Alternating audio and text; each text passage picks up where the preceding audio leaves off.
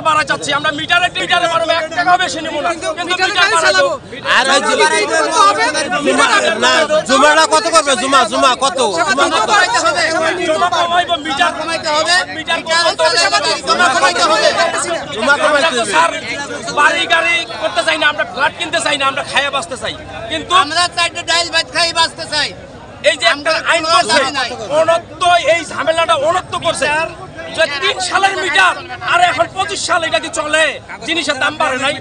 একজোড়া জুতা কিনতে গেলেও তো 50 টাকা বাড়ছে মনে হয় তা মিটার বাড়ে না সারদানা ঘুষ খাই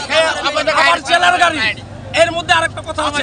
জেলার গাড়ি যেমন আমাদেরটা ঢাকা মেট্রো ঢাকায় আমরা চলতে পারি বাইরে যাইতে পারি না বাইরে গেলে আমাদের 3 মাসের চলে এটা কাগজে লেখা আছে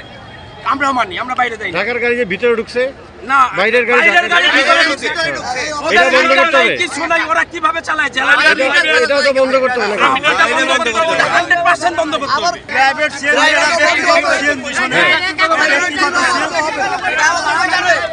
এটা বন্ধ করতে হবে জিলা বন্ধ করতে হবে জিলা বন্ধ করতে হবে কোথাও মিটার নাই ঢাকা শহরে কোনো মিটার থাকে না একটা মালিক 100-150 গাড়ি কিনে জিম্মি করছে ড্রাইভারদের কোনো ড্রাইভারদের গাড়ি নাই সমস্ত মালিকরা গাড়ি কিনা একজনের গাড়ি কিনা অনেকগুলো গাড়ি কিনা ড্রাইভারদেরকে জিম্মি করছে তোমরা চালাইলে চালাও না চালাইলে না চালাও আধাবেলা কাজ করাইলে ফুল জমা চাই ফুল টাকা দিতে হবে বাধ্য করে ড্রাইভারকে আমি অফিসে এখন দেখবো না আমার পেটে আগে বাদ দেবে তারপর কারণ আমি মানুষ সেবা দেই আমি জেল করতে চাই না এইভাবে সমাধান হবে না আমি জেল করতে চাই না আমার ফ্যামিলি সব দিবে আমার পরিবার সব দিবে না এটা এখন এইভাবে কি সমাধান হবে স্যার মিটার চালু হয়েছে 2007 সালে 2025 সাল যত সমস্যার সমাধান রাজপথ থেকে হইছে স্যার আমাদের মিডিয়া যত সমস্যার সমাধান রাজপথ থেকে এটা হলো আপনারা অথরিটির কাছে যান সুপার অথরিটির কাছে গিয়ে ওইখানে গিয়ে আন্দোলন করেন তাহলে সমাধান দেখতেছি এইভাবে তো সমাধান হবে সারা ঢাকা স্যার আমি দেখতে আছি আমরা যে আন্দোলন করেছি এও দেখতে আছি তাহলে এখন দেখতে এখানে স্যার ছাত্র আন্দোলন যে হইছে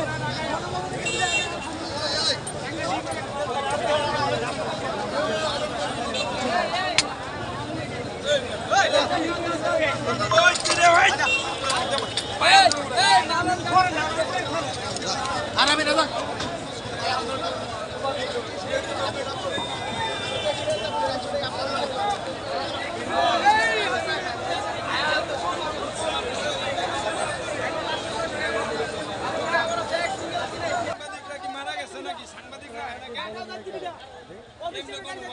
আপনারা কি সাংবাদিক হলো